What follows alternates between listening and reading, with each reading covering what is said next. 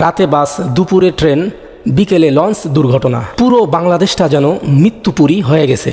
এবার ঈদের যাত্রা ২০ বছরের মধ্যে সবচেয়ে মর্মান্তিক। বাস, ট্রেন, এমনকি লঞ্চেও দুর্ঘটনায় প্রাণ হারিয়েছে অনেকে। দ্বিগুণ তিনগুণ ভাড়া, তীব্র যানজট, ট্রেনের অব্যবস্থাপনা, সব মিলিয়ে হযবরল অবস্থা।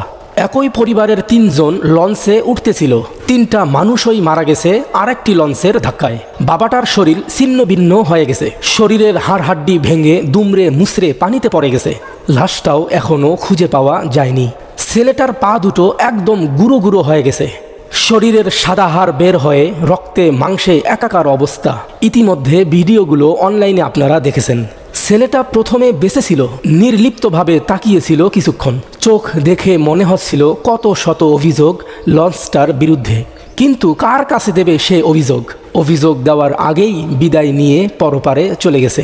তার প্রেগনেন্ট বউটাও তার সাথে লঞ্চে উঠতেছিল। 2 লঞ্চ ধাক্কা দিয়ে বউটাকেও পিষে ফেলেছে। হাসপাতালে নেওয়ার পর বউটাও মারা গেছে, সাথে মারা গেছে পেটের বাচ্চাটাও।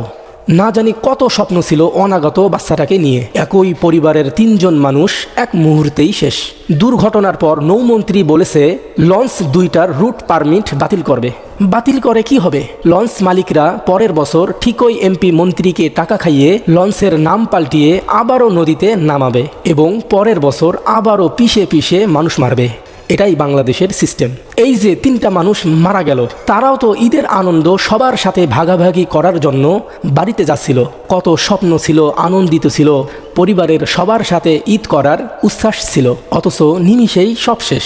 ব্যাগ ভর্তি করে পরিবারের সবার জন্য নতুন কাপড় চোপড়ও কিনেছিল, কিন্তু লঞ্চের ধাক্কায় কাপড়ের ব্যাগটাও পড়ে গেছে পানিতে। নতুন কাপড় পরার আগেই মানুষগুলো বিদায় নিল চিরদিনের জন্য।